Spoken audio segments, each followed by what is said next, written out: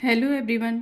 तो हम आज शुरू करने वाले हैं पुनीत राय जी की पुस्तक वस्तुनिष्ठ हिंदी के टॉपिक रीति संप्रदाय से। अगर आप टीजीटी पीजीटी की तैयारी के लिए अगर जुड़ना चाहें तो इस चैनल से जुड़ सकते हैं। चलिए पढ़ते हैं रीति संप्रदाय।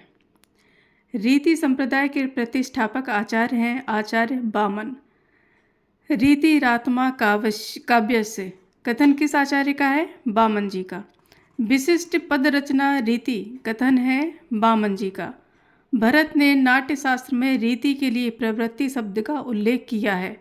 उन्होंने भारतवर्ष में प्रचलित 4 प्रवृत्तियों अवंती, दक्षिणात्य, पांचाली एवं औडमागधी का वर्णन किया है, जो क्रमशः पश्चिम, दक्षिण, मध्य देश तथा उड़ीसा मगध में प्रचलित थी।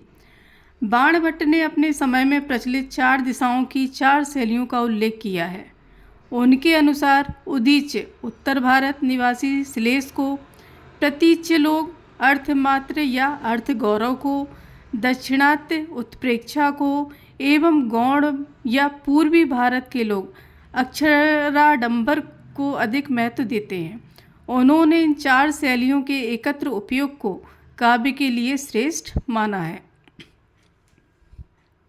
विचार विन्यास क्रमो रीति उक्ति किसकी है? राजशेखर जी की। भामह ने काव्यालंकार में 2 प्रमुख भागों वैदर्भी एवं गौड़ीय का उल्लेख किया है। उन्होंने दोनों वर्णन रीति के अर्थ में न कर काव्य भेद के अंतर्गत किया है। उन्होंने वैदर्भ और गौड़ के पार्थक्य को अनावश्यक माना है। सर्वप्रथम किस आचार्य ने रीति में व्यक्तित्व की सत्ता स्थापित करते हुए प्रत्येक कवि की अपनी अपनी विशिष्ट रीति होने का विचार व्यक्त किया है?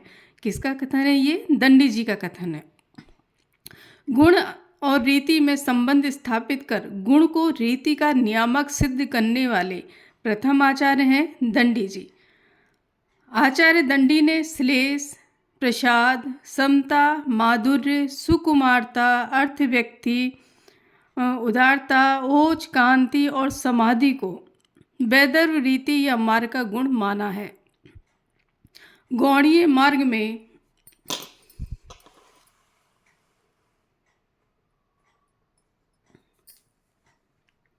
इन गुणों का अभाव रहता है। अनुप्रास एवं अर्थालंकार डंबर को उन्होंने गौड़ीय मार्ग की विशेषता माना है और उसे पौरुषत्य काव्य पद्धति के नाम से अभिहित किया है। आचार्य वामन ने रीति की संख्या कितनी मानी है? तो इन्होंने 3 मानी है। कौन सी? वैदर्भी, गौड़ी और पांचाली। वामन के अनुसार अर्थ गुणों के कारण ही रीति उत्कृष्ट होती है।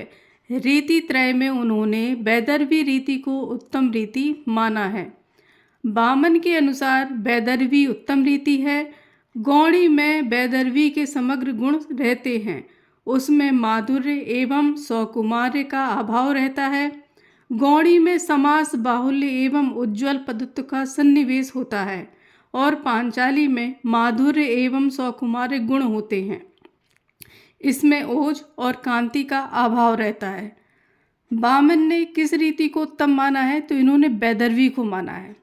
रीति के भौगोलिक महत्व को हटाकर उनका संबंध रस के साथ स्थापित कर तथा विषय भेद या वर्ण के औचित्य के आधार पर रीतियों का नियोजन करने वाले आचार्य कौन है? तो ये रुद्रट जी हैं। रुद्रट ने रीति का स्वरूप निर्धारण गुण के आधार पर न कर किस आधार पर की है? पदों की समस्तता एवं असमस्तता के आधार पर इन्होंने की है।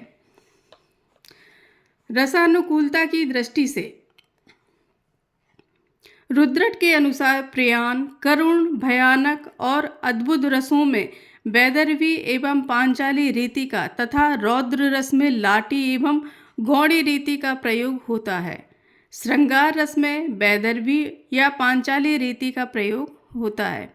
किसी आचार्य ने रीति को संघटना की संज्ञा प्रदान करते हुए उसे रस, ध्वनि आदि काव्य के आत्मभूत तत्वों का उपकारक स्वीकार किया है। ये कथन है आनंद वर्धन जी का। किस आचार्य ने रीति को रस का उपकारक मानकर उसके 4 नियामक वक्त्रोचित्य, वाच्योचित्य, विषयोचित्य और रसौचित्य माने हैं आनंदवर्धन जी ने। आनंदवर्धन रीति या संगठना के स्वरूप का आधार किसे माना है? समास को। आनंदवर्धन के अनुसार रीति के 4 नियामक हैं। कौन से? जो ऊपर बताए जा चुके हैं, वाक्योचित, वाच्योचित, विषयोचित और रसोचित। अवंतिका एवं मागधी नामक 2 नवीन रीतियों की उद्भावना किस आचार्य ने की है? भोज ने की है।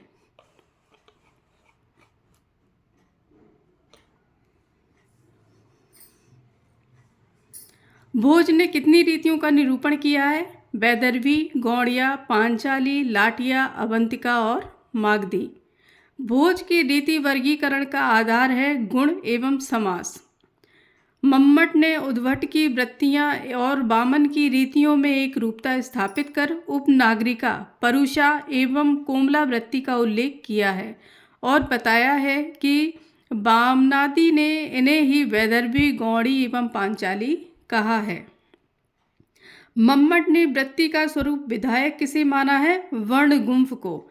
विश्वनाथ ने रीतियों की संख्या मानी है 4, वैदर्भी, गौड़ी, पांचाली और लाटिका। विश्वनाथ ने रीतियों का विभाजन किस आधार पर किया है? वर्ण सगुंफन के आधार पर।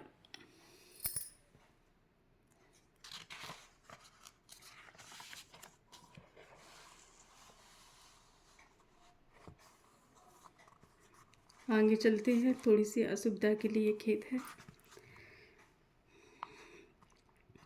माधुर्य गुण व्यंजक ललित रचना को कौन सी रीति कहते हैं? तो उसे वैदर्भी कहते हैं। ओज गुण व्यंजक समास बहुल रचना में कौन सी रीति होती है? गौड़ी रीति।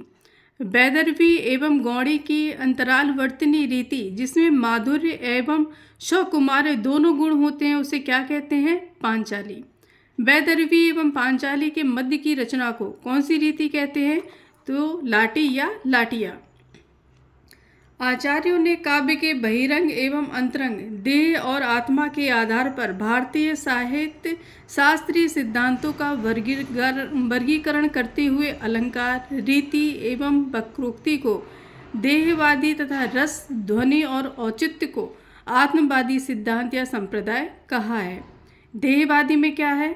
अलंकार, रीति और वक्रोक्ति, और आत्मवादी में है रस, ध्वनि एवं औचित्य। रीति सिद्धांत की दुर्बलता है भाव तत्व को गौण एवं रमणीय तत्व को अधिक महत्व देना। रीति सिद्धांत की उपलब्धि है शैली तत्व को महत्व देना। वामन के अनुसार गुण एवं रीति का संबंध है अभेद। तो आज तक के लिए यहीं तक रहेगा अपना टॉपिक, और धन्यवाद। अगर आपको चैनल अच्छा लगा हो तो लाइक करें, सब्सक्राइब करें। धन्यवाद।